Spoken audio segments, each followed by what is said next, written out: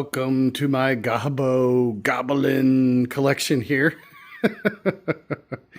Rather large at the moment, which is fine because I can run them as ogres, I can run them with orcs, and I have plans to do some red skin goblins for the ogres because the ogres they have the red goblins with them. There's the 3rd edition rulebook. Try the Mantic Companion app. Anyway, so this right here, I wanted to show you. This is what I'm using for my goblins. This is actually on the bases and using this for terrain and things like that.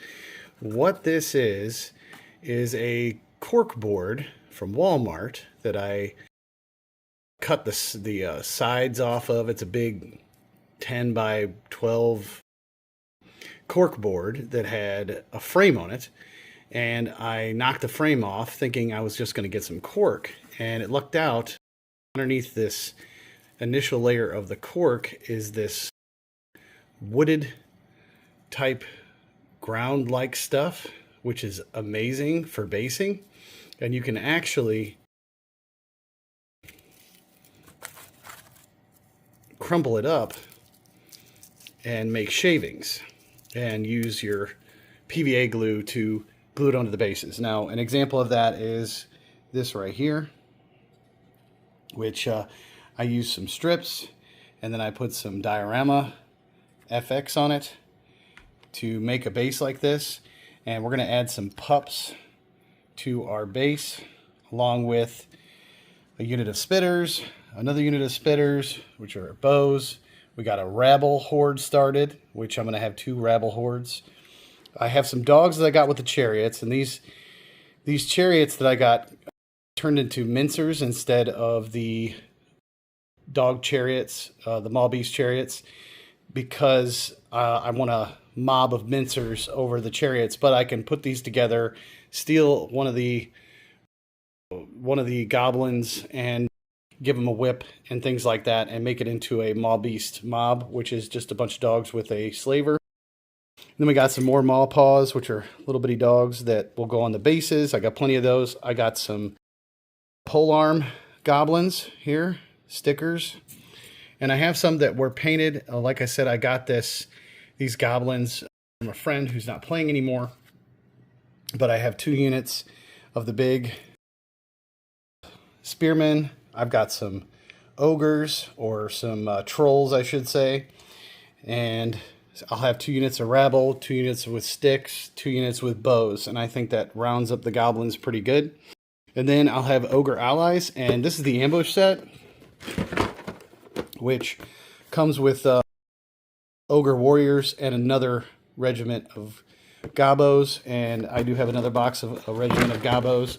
So I have 50 more to build, and I'm working on those right now. And I want to take you over there and show you how I organize things.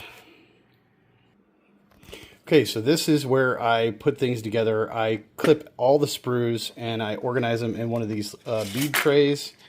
You can get these on Amazon. They're pretty cheap. But heads and shields and stuff, it just makes putting them together a lot easier and organizing your bits. I'm making some more of the rabble, I believe. Rabble with his sword and boards. And I gave them the pan heads and the...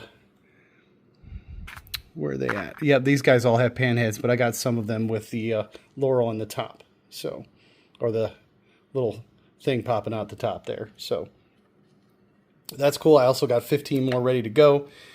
Bodies in here, and all I do is grab the parts. So, it's pretty easy. And I use the Tamiya glue to glue it.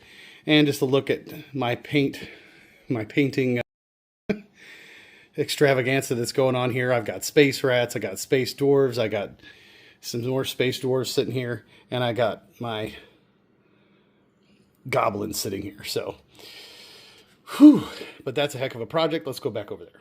So this is typically how I paint them. I put a base together, everything on it, and I decide how many I want on it, how I want it displayed out on the base itself, because I'm doing full bases and rather than the old way of doing it.